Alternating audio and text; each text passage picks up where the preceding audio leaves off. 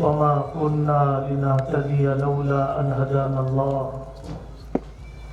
اللهم صل على محمد وعلى آل محمد وبارك وسلم أما بعد أعوذ بالله من الشيطان الرجيم بسم الله الرحمن الرحيم يا أيها الذين آمنوا إن تتقوا الله يجعل لكم فرقانا وقال تعالى ولله على الناس حج البيت من استطاع إليه سبيلا وقال تعالى وجاءت سكرة الموت بالحق ذلك ما كنت منه تحيد صدق اللہ العظیم۔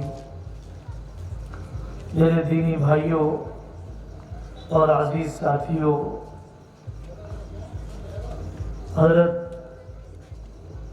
مولانا ابو الحسن علی ندوی رحمۃ اللہ علیہ نے ایک خاص مجمع میں خطاب کرتے ہوئے فرمایا تھا یا ایھا الذین آمنوا ان تتقوا اللہ یجعل لکم فرقانا، اے ایمان والو اگر تم تقوی کی زندگی گزارو گے تو اللہ تعالیٰ تمہیں ایک امتیازی شان عطا فرمائے گا۔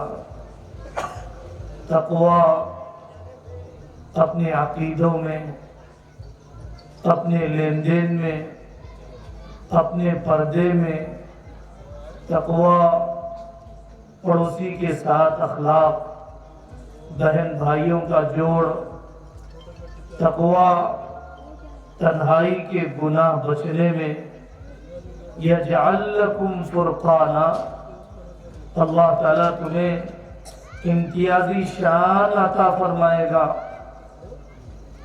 جیسے جنگل میں شیر پہچانا جاتا ہے، جیسے با اخلاق آدمی بازار میں پہچانا جاتا ہے، یہ جھوٹ نہیں بولتا، یہ سود کا لین دین نہیں کرتا، یہ اپنے وعدے سے مکرتا نہیں ہے، اس کی زبان بدلتی نہیں ہے، اس کے ناجائز قبضے نہیں ہے، اس کی بیویاں عورتیں پردے والی رہتی ہیں، یہ غریبوں کا غمخوار ہے، خاندان کی یتیموں کا خیال رکھتا ہے۔ یجعل لکم فرقانا، اللہ تعالیٰ تمہیں شان امتیاز عطا کریں گے۔ ہم جس ملک میں رہ رہے ہیں، پورے عالم میں بطور خاص اس ملک میں اللہ تبارک و تعالیٰ نے ہمیں دوسری پوری قوموں پر اثر رکھنے والی قوم بنایا ہے۔ ہم جس ملک میں رہ رہے ہیں، پورے عالم کو سامنے رکھتے ہوئے دنیا کی کوئی قوم ایسی نہیں ہے جس کے پاس ایک اللہ کے ہونے کا عقیدہ، اللہ کو ایسے ہی ماننا جیسے کہ اللہ نے اپنا تعارف کرایا ہے، توحید کا عقیدہ کسی قوم کے پاس نہیں ہے۔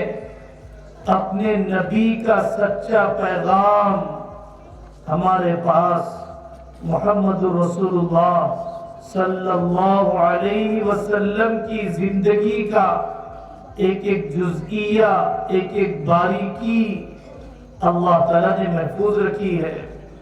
کسی قوم کے پاس ایسے ہیروز، ایسے جینیس لوگ، ایسے مفسر، ایسے محدث، ایسے مؤرخ، ایسے انقلابی، ایسا محمد فاتح، ایسا صلاح الدین ایوبی، ایسا محمد بن قاسم، کسی قوم کے پاس وہ انقلابی انسانیت کے لیے جینے والی عورتیں، صحابیات، بڑی بڑی عظیم خواتین اسلام نہیں ہے جو اللہ تبارک و تعالی نے اس امت کو دیا ہے۔ نحن قوم اعزنا اللہ بالاسلام۔ آج 25 دسمبر ہے، آتے ہوئے سڑکوں پر آپ نے بھی دیکھا حضرت عیسیٰ علیہ السلام کی پیدائش کا دن منایا جاتا ہے۔ اللہ کی ذات لم یلد ہے، اللہ کی ذات لم یولد ہے، اللہ کا کوئی بیٹا نہیں ہے، اللہ کا کوئی باپ نہیں ہے۔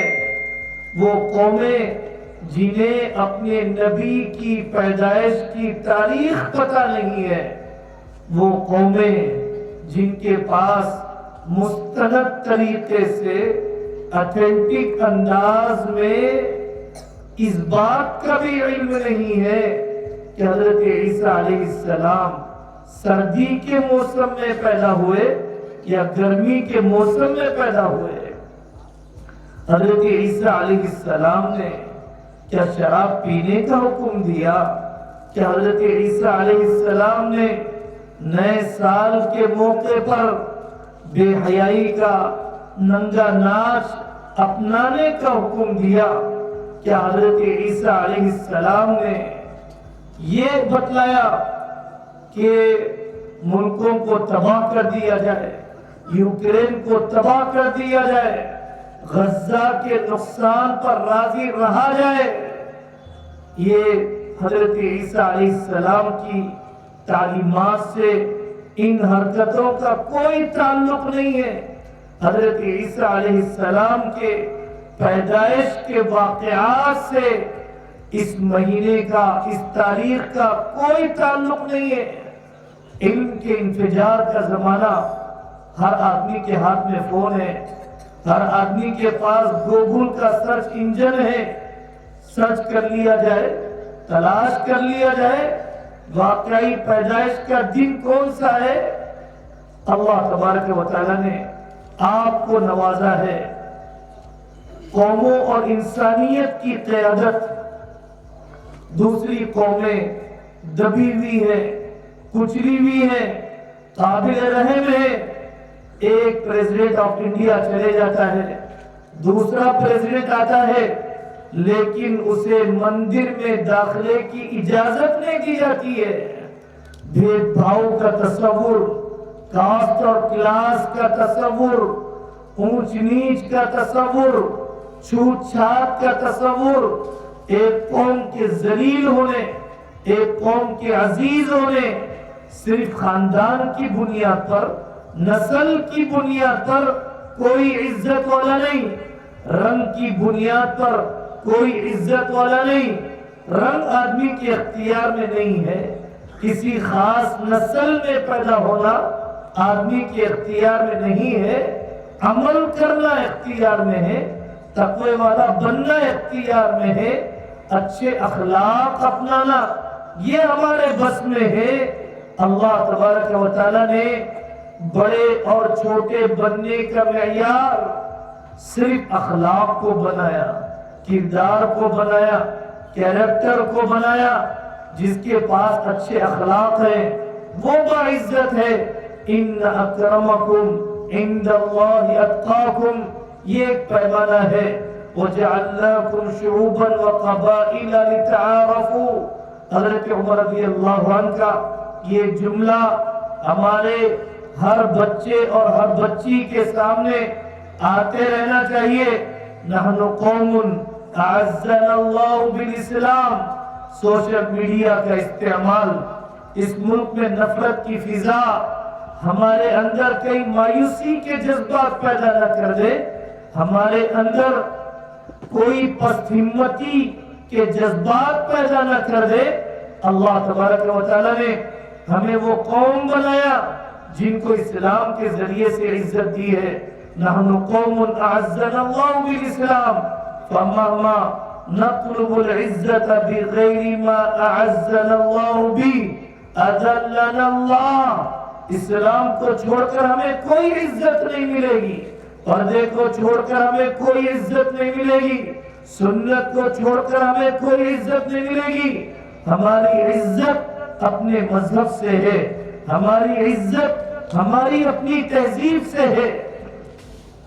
جس ملک میں ہم رہ رہے ہیں یہ ملک بڑا انوکھا ہے، یہاں پر مسلمان 30 کروڑ کی تعداد میں، 20 کروڑ کی تعداد میں، کسی مسلم ملک میں اتنی بڑی تعداد نہیں ہے۔ آپ اقلیت میں نہیں، آپ ایک ملت میں ہیں۔ اتنی بڑی تعداد، اتنے زیادہ علماء، اتنے زیادہ مدرسے، اتنے زیادہ محققین، اتنے زیادہ مکاتب، اتنا زیادہ خود کفیل نظام، کسی حکومت کے تعاون کے بغیر اتنے دارالقضاء چلتے ہیں، اتنی کتابیں چھپتی ہیں، اتنی تنظیمیں چلتی ہیں۔ اللہ تبارک و تعالیٰ نے اس ملک کو عجیب امتیاز عطا فرمایا۔ آپ دوسری قوموں پر اثر انداز ہو سکتے ہیں بشرطے کہ اپنی دعوت پر جمیں۔ شرط یہ ہے کہ آپ شعوری مسلمان بن جائیں، شرط یہ ہے کہ آپ حقیقی اسلام کو اپنی زندگی میں لائیں۔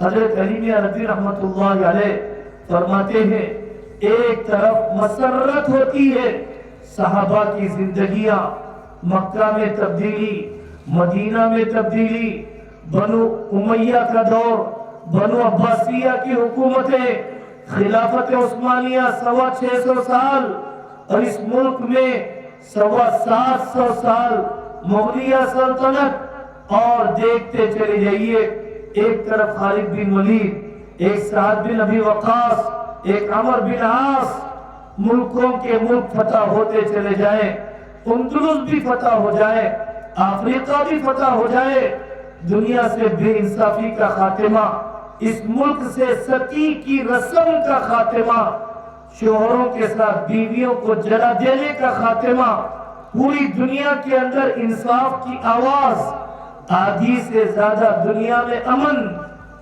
مسرت ہوتی ہے اسلام کے انقلاب پر۔ دوسرا قدم حیرت ہوتی ہے، کیسے جنہیں اونٹ چلانے نہیں آتے تھے ملکوں کو کیسے چلا لیا، جن کے پاس صرف گھوڑے کی سواری تھی قیصر و کسریٰ کو کیسے فتح کر لیا۔ یہ لوگ جو خاندانوں کو جوڑ نہیں پاتے تھے اقوام عالم کو جوڑنے والے بن گئے۔ پہلا قدم مسرت کا، دوسرا قدم حیرت کا، تیسرا قدم ہمیں اپنی ذاتی زندگی دیکھتے ہوئے حسرت ہوتی ہے کہ ہم نے اسلام کو چھوڑا۔ نمازیوں کی تعداد کتنی ہے، زکوٰۃ دینے والوں کی تعداد کتنی ہے، شادی میں حرام مال سے بچنے والوں کی تعداد کتنی ہے۔ ہماری زندگیوں پر حسرت ہوتی ہے کہ بجائے ہمیں کوئی دیکھ کر اسلام میں داخل ہوتا، ہماری بیٹیاں غیر مسلم ہونے لگ جائے، ہمارے بیٹے دوسروں کی تہذیب پر رال ٹپکانے لگ جائے۔ اب ہمیں عبرت لینا چاہیے کہ اسلام کے چھوڑنے نے ہمیں کیا نقصان پہنچایا۔ بچت گھر کی اسکیمیں، سود کے لین دین کی اسکیمیں، خواہشات کو بڑھاؤ قرضے میں ڈباؤ، خواہشات کو بڑھاؤ قرضے میں ڈباؤ۔ کب تک رہیں گی آپ یہ پرانے واشنگ مشین میں، کب تک رہیں گے آپ یہ پرانے گرینڈر پر؟ نیا مکان لیجئے، آپ کا سولر رہن رکھ دیجئے، آپ کے پرانے پلاٹ کی زمین کے کاغذات رہن رکھ دیجئے۔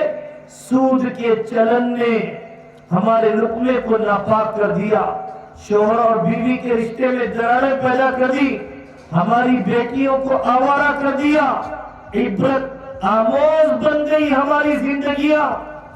ہمیں ضرورت تھی ہماری ایک بیٹی باحیا نظر آتی، ایک گھرانہ وہ نمونہ نظر آ جاتا کہ جہاں پر بہو اپنی ساس کی خدمت کرتی ہے، ساس اپنی بہووں سے مشورہ کرتی ہے، ایک کاروبار نظر آ جاتا کہ جہاں پر گھر کا خاندان کا صدر اپنے بچوں کے ساتھ غلہ بھی ایک رکھتا ہے، دل بھی ایک رکھتا ہے، چولہا بھی ایک رکھتا ہے، دل بھی ایک رکھتا ہے، بھائیوں کے درمیان کوئی نفرتیں نہیں، ایک ایک معاملے کی صفائی، ایک ایک معاملے کی صفائی۔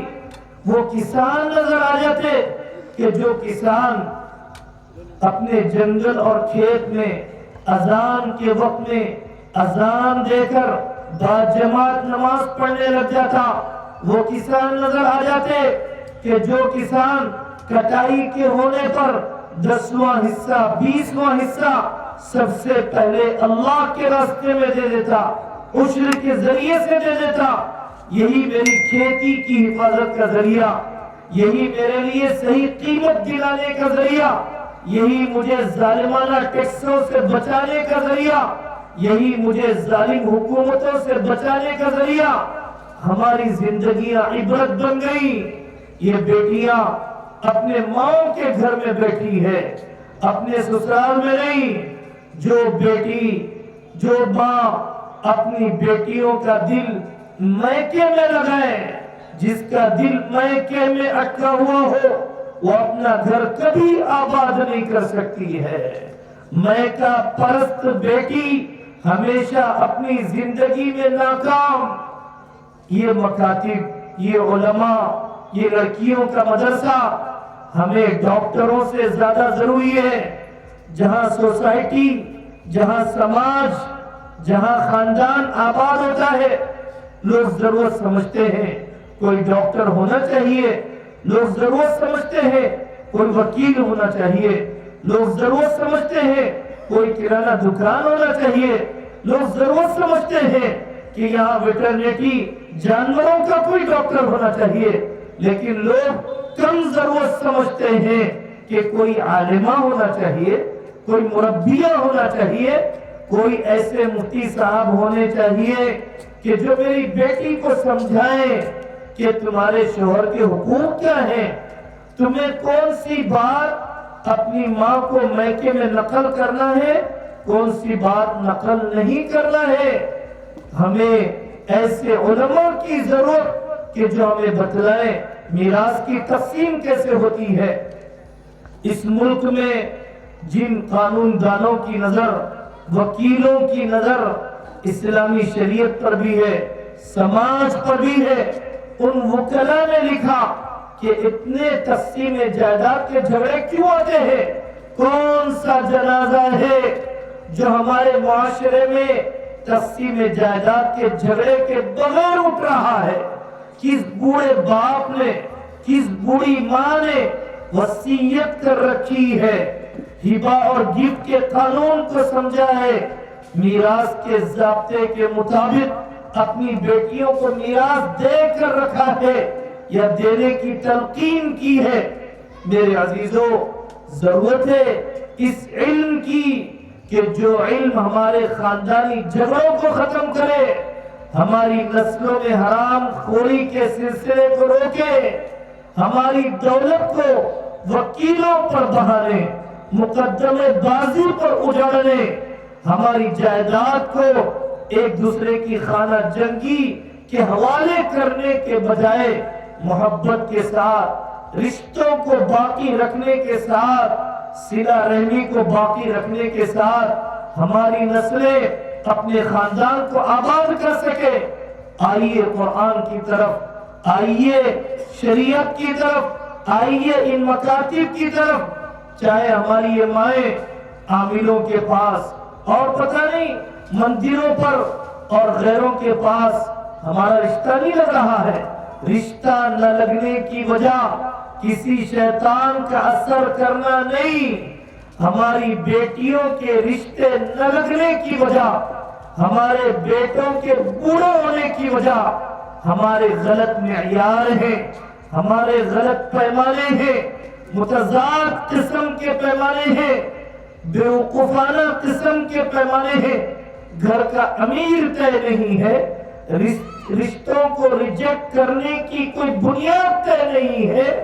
ہمارے گھروں میں ہمیشہ جھگڑوں کی وجہ کوئی شیطان نہیں، ہم خود شیطان بن چکے ہیں۔ ہفتوں فجر نہ پڑھنے کی وجہ سے ہم خود شیطان بن چکے ہیں، ماؤں کے جنازے پر بھی قرآن نہ کھولنے کی وجہ سے ہم خود شیطان بن چکے ہیں۔ حضرت رسول اللہ صلی اللہ علیہ وسلم کی دعاؤں سے ناواقفیت کی وجہ سے ہمیں کوئی اور شیطان کی ضرورت نہیں. گھروں میں برکت ناریل لٹکانے سے نہیں آئے گی. گھروں میں برکت صرف توبرے لگانے سے نہیں آئے گی. گھروں میں برکت افتتاح اور اوپننگ کے موقع پر, گھر بھرانی کے موقع پر کسی کنواری بچی کے دودھ پکا کر ابلوانے سے نہیں آئے گی نادان. گھر میں برکت سلام سے آئے گی. گھر میں برکت یتیم کی مزاج پرسی سے آئے گی. گھر میں برکت کورونا کی بیواؤں کا نکاح کرانے سے آئے گی. گھر میں برکت قرآن کی تلاوت سے آئے گی. گھر میں برکت سجدہ کرنے والی بیٹیوں کے ذریعے سے, گود میں ذکر کے ذریعے سے لوریاں دینے والی ماں کی وجہ سے برکت آئے گی. جب پردہ زندہ ہوگا جب برکت آئے گی. برکت آئے گی جب معافی چاہنے کا مزاج بن جائے, معاف کرنے کا رواج آ جائے. تیرا خاندان رگڑ لے, اپنی ناک پلٹ جائے میرے پیروں میں معاف نہیں کروں گی. یہ جلادوں کا معاشرہ, یہ ظالموں کا خاندان. ایک ظالم کی شکایت ہے, فلانا وزیر اعظم, فلانا وزیر اعظم. میں بھی اپنے دائرہ اختیار میں بھی اپنے گھر میں جہاں تک میری چلتی ہے میں ظالم بن چکا ہوں مکاتب کی طرف, اس لیے تاکہ یہ اندھیرا ختم ہو, اور اس لیے کہ ہماری زندگیوں کے اندر حضرت نبی پاک صلی اللہ علیہ وسلم کی گھریلو زندگی کیسے تھی. آپ نے بیٹیوں کے ساتھ, آپ نے بیٹوں کے ساتھ, آپ نے پڑوسیوں کے ساتھ کون سا وہ رشتہ ہے جس کو آقا نے نہیں نبھایا. کافر داماد کو اسلام میں داخل کیا, کافر سمدھی کو اسلام میں داخل کیا. آپ نے دشمنوں کو, اپنی بیٹیوں کے قاتل کو معاف کیا. اس سے بڑا نمونہ کون دے سکتا ہے؟ آپ بانج قوم نہیں ہیں. آپ کے پاس کوئی مثالی نمونہ نہ ہو کہ آپ سیریل کو نمونہ بنائیں. آپ کے رسول صلی اللہ علیہ وسلم کا نمونہ ہے. ضرورت نہیں ہے کہ کسی فلم کو نمونہ بنایا جائے, کسی گانے والے, کسی ناچنے والی کو نمونہ بنایا جائے.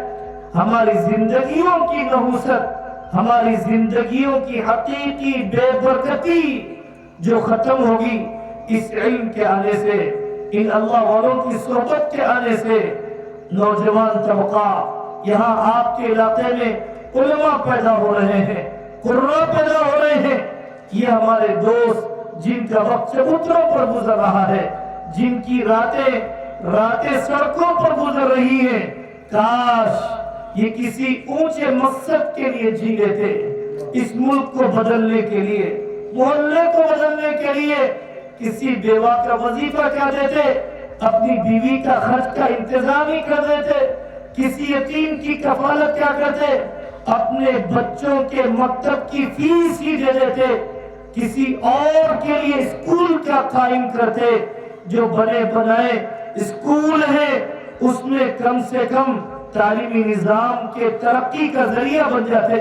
یہ نوجوان طبقہ ان علماء سے جڑے, تجارت کے تربیتی اجتماع, ملک کی تاریخ, ملک کے اندر چیلنجز, ملک میں بدلنے کے لیے میں کیا حصہ لے سکتا ہوں, میں کون سی اینٹ بن سکتا ہوں کہ جس سے اس ملک میں تعمیر کرنے میں میرا بھی کچھ حصہ لگ جائے, فساد کے تھامنے میں, لگی ہوئی آگ کے بجھانے میں ایک ڈول تو میرا بھی لگ جائے, اس اندھیرے کو ختم کرنے میں ایک چراغ تو میرا بھی جل جائے.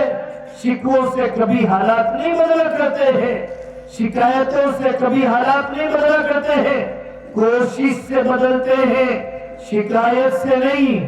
کوشش سے بدلتے ہیں, شکایت سے نہیں. ہمیں ضرورت ہے, ابھی حج کا اعلان آ گیا, سرکاری طور پر حج کمیٹیوں کی طرف سے کتنی بڑی تعداد ہے, 25 لاکھ کی تعداد اللہ کے گھر پر حاضر ہوتی ہے.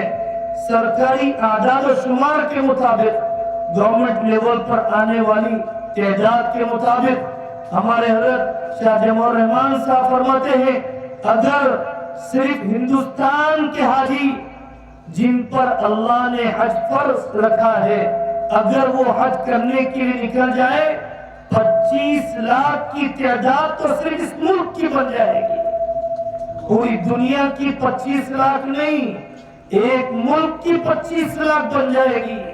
میرے دادا فرض حج کے بغیر مر گئے، میری دادیاں فرض حج کے بغیر مر گئیں، ایکڑوں کی زمینیں چھوڑا، تولے کے تولے سونے چھوڑے فرض حج کے بغیر۔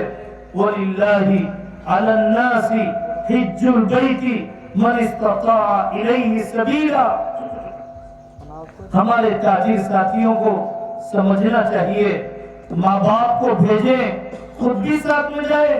بڑا ظلم ہوگا کہ ماں باپ کو کسی خدمت گزار بیٹے کے بغیر بھیجا جائے۔ آپ صرف ماں باپ کو نہ بھیجیں، حج بڑھاپے کی نہیں جوانی کی عبادت ہے، بڑھاپے کی نہیں تربیتی عمرہ۔ علماء کی صحبت میں مولانا سعید احمد خان صاحب مکی رحمۃ اللہ علیہ فرماتے تھے حضرت رسول اللہ صلی اللہ علیہ وسلم نے 19 سال صحابہ کی تربیت کی، پھر اس کے بعد اللہ کے گھر پر لے کر حاضر ہوئے، ہم نے 19 کلاسز بھی نہیں پائی۔ صحابہ نے حضرت رسول اللہ صلی اللہ علیہ وسلم کی صحبت میں حج کیا۔ حضرت جابر بن عبداللہ کی روایت، شیخ الحدیث مولانا زکریا صاحب رحمۃ اللہ علیہ، حج النبی و عمراتہ، ایک ایک دن ایک ایک لمحہ آقا کی چادر کندھے پر تھی یا نیچے اتر گئی، آقا کا ہاتھ دعا میں کتنا اٹھا تھا، آپ نے اونٹنی پر دودھ پیا یا نہیں پیا، آپ نے قربانی میں جانور کتنے دیے، ایک ایک حج کی ادا کو نقل کیا۔ صحابہ کا حج تربیت والا تھا، ربانی بنانے والا تھا، عاشقانہ تھا، ہدایت لے کر آنے والا تھا، صرف ہدیے نہیں، ہدایت لانے کی جگہ ہے۔ مکہ مکرمہ ہدایت کی جگہ، مقام ابراہیم ہدایت کی جگہ، صفا مروہ ہدایت کی جگہ، مدینہ منورہ ہدایت کی جگہ، معیت بھی ہو معرفت بھی ہو، آدمی جانتا بھی تو ہو میں کہاں پر ہوں۔ اس لیے میرے عزیزو اپنے فرض حج کی ترتیب بناؤ، اپنے فرض حج کا نظام بناؤ، دولت سے نہیں ہمت سے حج ہوگا۔ اپنے فرض حج کی ترتیب بناؤ، صرف صحت سے نہیں اللہ کے یہاں قبولیت کی وجہ سے حج ہوگا۔ بیٹیوں کی تعلیم ہم منع نہیں کرتے ہیں کہ ان کو کالج پڑھایا جائے، لیکن کالج کو پاک بھی تو کیا جائے۔ مخلوط تعلیم، کو ایجوکیشن، پڑھانے والا مرد، پڑھنے والے ساتھ میں مرد، اس کے بعد کسی بس میں لمبے فاصلے پر مردوں کے ساتھ جانا، آٹو میں جانا، تنہائی میں جانا، فون کا استعمال، بے پردگی، علماء کی صحبت سے دوری، مستورات کی اجتماع کا کوئی تصور نہیں، کبھی سورۃ النور کا تذکرہ نہ کیا۔ اس کے بعد اگر میری بیٹی کسی کے ساتھ بھاگ جائے تو کوئی شکایت نہیں ہے، نہ بھاگے تو مجھے سوچنا چاہیے اب تک کیوں نہیں بھاگی ہے۔ اگر کسی کے ساتھ مرتد ہو جائے تو مجھے کوئی شکایت نہیں ہے، میں نے گٹر میں بے حیائی کے چھوڑ کر رکھا ہے، میں نے آواگی کا ایک ایک دروازہ چوپٹ اس کے لیے کھول کر رکھا ہے۔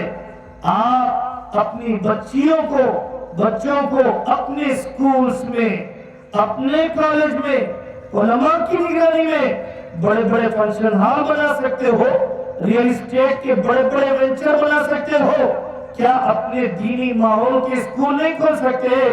کوئی قوم اپنے وینچر سے زندہ نہیں رہتی، کوئی قوم اپنے تاج محل لال قلعے سے نہ زندہ ہے نہ زندہ رہے گی۔ قومیں اپنے مدرسوں سے، اپنے مکتبوں سے، اپنے تعلیمی نظام کے ڈھانچے سے قومیں زندہ رہتی ہیں اپنے اصول پر جمنے سے، نقالی سے نہیں، ذہنی غلامی سے نہیں۔ قومیں منصوبہ بند طریقے سے اقدامی قدم اٹھانے پر باقی رہتی ہیں۔ کسی کے مایوسی کے جذبات کی وجہ سے کوئی قوم زندہ نہیں رہتی ہے۔ اپنے اسکول کھولیے، 5th کے بعد اوپن سے 10th کا ایگزام دلا دیجئے، 11ویں 12ویں کا ایگزام دلا دیجئے، لیکن پہلے مثالی ماں بننا تو سکھلائیے۔ وکیل کے سامنے دکھڑے سنانا، جج کے سامنے بے پردہ کرنا، یہ تو سکھلایا ہے۔ سجدے میں کبھی تڑپنا بھی سکھلایا، دعا سے فیصلہ کروانا بھی کبھی بتلایا، اور کالے دھاگے، بھلا میں لیمو، ہری مرچ اور پیلا رنگ اور کن کن چیزوں سے ڈرایا۔ کبھی زبان کی تیزی سے بھی ڈرایا، کبھی قطع رحمی کے گناہ سے بھی ڈرایا، کبھی فجر کی نماز سے محرومی کے عذاب سے بھی کبھی ڈرایا، کبھی بری موت اور بری خاتمے اور سوء خاتمہ کا خوف بھی نے کبھی دلایا۔ نہیں میرے عزیزو، حقیقی تعلیم جو اس کو آنکھوں کی ٹھنڈک بننے والی بیٹی بنائے گی، حقیقی تعلیم جو اس کو اپنے سسرال کے دل جیتنے کی طرف لے جائے گی، حقیقی تعلیم جو اسے ولیوں کی ماں بنائے گی، حقیقی تعلیم قرآن کی ہے، حقیقی تعلیم حدیث کی ہے۔ ہمیں آئی ٹی میں نوکرانی بنانے والی تعلیم نہیں چاہیے، ہمیں وہ تعلیم نہیں چاہیے جس کی ڈگریاں آنے سے پہلے بیٹیوں کی حیا بک جائے، ہمیں وہ تعلیم نہیں چاہیے کہ جن ڈگریوں کے آنے کے بعد بیٹیاں اپنے کیریئر، اپنی پریکٹس، اپنی کلینک کا گھمنڈ اتنا ہو کہ میں شور چھوڑ سکتی ہوں لیکن پریکٹس نہیں چھوڑ سکتی ہوں، میں اپنی ماں کو چھوڑ سکتی ہوں لیکن میں اپنی ڈگری کو نہیں چھوڑ سکتی ہوں۔ یہ بے اعتدالی گوارا نہیں، یہ عدم توازن گوارا نہیں، یہ وہ پیمانہ نہیں ہے جو اسلام نے امت مسلمہ کو دیا۔ اسلام چاہتا ہے کہ ماڈرن ایجوکیشن میں آگے بڑھے۔ آپ کے بیٹے کہاں چلے گئے؟ کیوں نہیں پڑھتے یہ آئی ایس کی پڑھائی؟ کیوں نہیں پڑھتے یہ آئی پی ایس کی پڑھائی؟ کیوں نہیں جاتے یہ تعلیم کے میدان میں؟ جج ہمارے ہونے چاہیے، امانت دار وکیل ہمارے ہونے چاہیے، بیوروکریٹس میں ہمارے ہونے چاہیے، صرف ڈاکٹر اور انجینئر نہیں، ملک کو چلانے والے، جرنلزم اور صحافت میں آگے بڑھنے والے اور کلیکٹریٹ تک آگے بڑھنے والے۔ اپنے لڑکوں کو آگے بڑھائیے، لڑکیوں کو بڑھا دیا، لڑکوں کو چھوڑ دیا، بھائی نے اپنی بہن کو پڑھا دیا اور خود وہ نابلد رہ گیا۔ اس کے ذریعے سے نقصانات تو ہوں گے، اس کے ذریعے سے ترقی نہیں ہوگی۔ آپ آگے بڑھیے تعلیمی میدان میں، لیکن پہلے مسلمان، پہلے عقیدوں کی حفاظت، پہلے اپنے تشخص کی حفاظت۔ حضرت الاستاذ مفتی سعید صاحب پالنپوری رحمت اللہ علیہ فرماتے ہیں، لندن کی ایک مجلس میں، کیرلا کی ایک مجلس میں، جس قوم کی تہذیب باقی ہے، اس قوم کا مذہب باقی ہے، اپنا لباس جس کا باقی ہے، اس قوم کا مذہب باقی ہے، کہنے کو تو بات سرسری لگتی ہے۔ حضرت نے فرمایا لباس کا اثر دیکھنے والے پر، لباس کا اثر پہننے والے پر، لباس کا اثر قوموں کے وجود پر۔ قاری طیب صاحب رحمت اللہ علیہ، ایک صاحب نے پوچھا مفتی صاحب سے، ہم یہاں پر رہتے ہیں، بچوں کے ایمان کی حفاظت کیسے ہو؟ مفتی صاحب نے فرمایا ٹوپی پہنا دیا کرو۔ لوگ حیران ہو گئے، صرف ٹوپی پہنانے سے کیا ہوگا؟ حضرت مفتی صاحب نے فرمایا اس کی ٹوپی اسے احساس دلائے گی کہ میں عام بچوں کی طرح نہیں ہوں، اس کا یہ تشخص اسے دوسری تہذیبوں میں انضمام اور گھلنے ملنے بہنے سے اسے روکے گا۔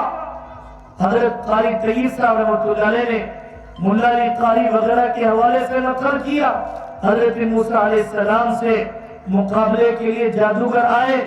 جادوگروں کو اللہ نے اسلام کی دولت سے نوازا۔ کیوں نوازا؟ ایک ظاہری سبب یہ تھا کہ جادوگروں نے وہی یونیفارم پہن لیا جو حضرت موسیٰ علیہ السلام نے پہن لیا۔ کسی ICU میں جانا ہوتا ہے تو خاص قسم کا ڈریس پہنا دیا جاتا ہے، کسی سلاٹر ہاؤس میں جانا ہوتا ہے وہاں کا یونیفارم پہنا دیا جاتا ہے۔ وہاں پر جادوگروں کو جادوگری کے میدان میں اتارنے سے پہلے وہی لباس پہنا دیا گیا جو حضرت موسیٰ علیہ السلام کا تھا۔ ظاہر حضرت موسیٰ علیہ السلام کی طرح بنا لیا گیا، اللہ نے ان کے باطن کو بھی موسیٰ کی طرح بنا دیا، ایمان کی دولت سے نواز دیا۔ ظاہر کا بنانا تو آسان ہے، باطن کے بنانے کے مقابلے میں اللہم اجعل سریرتی خیرا من علانیتی وجعل علانیتی صالحہ۔ میرے بزرگوں، اس ملک میں بہت اہم مسئلہ ہے کہ ہم دوسری قوموں کے ساتھ ضرور تعلقات رکھیں، دعوت والے ضرور تعلقات رکھیں، مزاج پرسی کے ضرور تعلقات رکھیں، ان کے غم میں ان کو حوصلہ دینے کے ضرور تعلقات رکھیں، بغیر سود کے اطمینان والا قرض دینے کے ہم ضرور تعلقات رکھیں، ان کو اپنے کھیتوں میں اپنے کاروبار میں نوکریاں دے کر اسلام سے متعارف کرانے کے ارادے سے، لیکن تعلقات کی وہ حد جائز نہیں کہ ہم بھی پٹاخے بازی کرنے لگ جائیں، تعلقات کی وہ حد جائز نہیں کہ ہم کسی مجلس کی افتتاح پر شمع روشن کرنے لگ جائیں۔ ہم آگ کے بندے نہیں ہیں، ہم آگ کے پجاری نہیں ہیں، ہم موحد قوم ہیں، ہماری توحید شرک کی کسی بو کو قبول نہیں کرتی ہے۔ ہم ایسا اختلاط، ایسا گھلنا ملنا ہم قبول نہیں کر سکتے ہیں۔ سیکولرازم کے لیے، وطن پرستی کے لیے، وطن سے محبت کے لیے، اپنائیت کے اظہار کے لیے ضروری نہیں ہے کہ میں بھی بدکمہ کھیلنے لگ جاؤں، گنیش کے لڈو خریدنے لگ جاؤں، یا ان کے تہواروں میں ان کا لباس پہننے لگ جاؤں۔ میرا اسلام خطرے میں پڑ جائے گا، میرا ایمان خطرے میں پڑ جائے گا۔ ہمیں اپنی نسلوں کو تعلقات کے ان حدود کو سمجھانے کی ضرورت ہے۔ ہمارے اکابر پر اللہ تبارک و تعالیٰ نے بڑا احسان کیا۔ جب یہاں حکومتیں ختم ہو گئی تو انہوں نے عوامی چندے، پبلک ڈونیشن، اجتماعی تعاون سے اپنے اداروں کو چلانا شروع کیا۔ یہ بات رشیا میں، یہ بات اسپین میں مفتی سعید صاحب پالنپوری رحمت اللہ علیہ فرماتے ہیں، وہاں کے مسلمانوں کو سمجھ میں نہیں آیا۔ اسپین کی 700 سال سے زیادہ کی حکومت مسلمانوں کی ختم ہو گئی، کمیونزم نے اپنے پنجے رشیا میں گاڑ دیے۔ بخارا، سمرقند، امام ترمذی، ابو داؤد کے علاقے، جب مسلمان حکومتیں ختم ہو گئی، مسلمانوں کی مسجدیں ویران، آج تک ویران، مدرسے ویران، آج تک ویران۔ قرطبی بڑے مفسر کا نام ہے، قرطبہ، آج سلام کرنے والے لوگ نہیں ملتے ہیں۔ ہمارے بڑوں نے 700 سال کی حکومت کے خاتمے کے بعد اللہ نے انہیں یہ بات سجھائی کہ اب یہاں مسجدوں کا نظام، مدرسوں کا نظام مسلمانوں کے چندے سے، اجتماعی تعاون سے، لیڈروں کے نہیں، غریب مسلمانوں کے تعاون اور چندے سے چلایا جائے۔ دارالدیوبند، ندوۃ العلماء، مزار العلوم اور علی گڑھ یونیورسٹی اور بڑے بڑے ادارے، ایک ایک عالم کے یہاں 15 سے لے کر 5000 تک مکاتب چلتے ہیں۔ کوئی حکومت نہیں چلا سکتی ہے سعودی کا استثناء کرتے ہوئے دنیا میں کوئی مسلمان ملک نہیں ہے جو یہاں کے جیسی خود مختاری اور یہاں کے جتنے مساجد اور مدارس کا نظام رکھتے ہو۔ اب مسلمانوں کو سوچنا چاہیے کہ ہمارا اجتماعی تعاون ہمارے ملک میں ایسے مدرسے جہاں پر مٹھی فنڈ کے ڈبے رکھے ہوئے ہیں، بیوہ تڑپ کر کہتی ہے کہ مٹھی فنڈ کا ڈبہ روزانہ ایک مٹھی چاول ڈال دینے کی خدمت میں بھی کرنا چاہتی ہوں۔ بیواؤں نے اپنے تعاون کو پیش کیا، کر رہی ہے۔ آج بھی ایسے مدرسے ہیں جہاں پر مدرسوں میں مطبخ نہیں، 2 ٹائم کا کھانا 500 گھروں میں آٹو جاتا ہے اور ٹفن بھر کر آتے ہیں۔ وہ گھر کے لوگ اس طالب علم کی خدمت اور اس طالب علم کی علم میں حصہ لینے کو اپنے گھر کی ضروریات پر ترجیح دیتے ہیں۔ آج بھی وہ یو پی میں علاقے ہیں کہ جہاں مدرسے کو گیہوں کا ایک دانہ، چاول کا ایک حصہ باہر سے خریدنے کی ضرورت نہیں، وہاں کے علاقے کی عوام نے دیوبند کو آباد کیا، مزار علوم کو آباد کیا۔ آج چھوٹے چھوٹے اتنے ادارے قائم ہیں۔ کسی خاتون نے اپنا مہر بیچ کر مدرسے کی تعمیر کر دی، کہیں پر کسی خاتون نے اپنے میراث کے حصے کو اللہ کے گھر کی تعمیر پر لگا دیا، کہیں پر کسی بوڑھے نے علماء سے مشورہ کیا، اپنے وصیت کے حصے کے مطابق اللہ کے گھر پر لگا دیا۔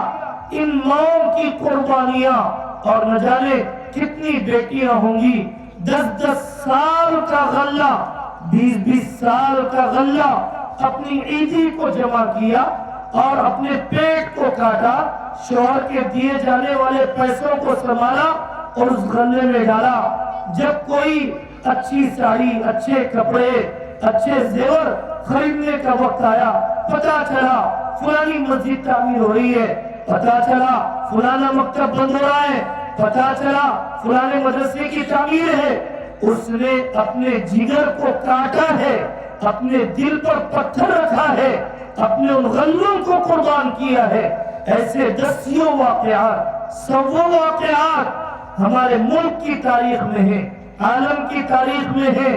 سب سے پہلی یونیورسٹی تعمیر کرنے والی جس خاتون نے سب سے پہلے جامعہ قروین، زیتونیہ، جامعہ ازہر تعمیر کرنے میں بڑا حصہ، دارالعلوم دیوبند کی تعمیر اور حوصلے کے بلند کرنے میں حضرت مولانا قاسم نانوتوی رحمت اللہ علیہ کی اہلیہ کا تعاون، اس کے بغیر تاریخ میں عام طور پر کوئی کام آگے نہیں بڑھا۔ تو میرے عزیزو، اس چندے کے نظام کو محتاجگی نہ سمجھو، سعادت سمجھو۔ اگر میرا مال ان مکاتب پر نہ لگا، مدارس پر نہ لگا، ہم دیکھ رہے ہیں گندے ریچارج پر لگا، آوارہ اولاد پر لگا، مقدمے بازیوں پر لگا، چپلوں کے انبار پر لگا، کپڑوں کے ڈھیر پر لگا، اور آوارہ بیٹیوں کے مقدمے پنچایت چکانے پر لگا۔ قسمت چاہیے اپنے مال کو اللہ کے نام کے لیے قبول کروانے کی، ماننا پڑتا ہے کہ وہ ہمیں بھی چاہے اپنے کام کے لیے۔ بہت تھوڑی سی زندگی ہے، اپنا سرمایہ، اپنی قضا نمازیں۔ 55 سال کی عمر میں ریٹائرمنٹ کے بعد شاہ وسیع اللہ صاحب رحمت اللہ علیہ کے ہاتھ پر ایک صاحب نے بیعت کی۔ حضرت نے کہا بھائی توبہ کرو، بے نمازی پن سے ارادہ کرو، میں قضا نمازیں پڑھ لوں گا۔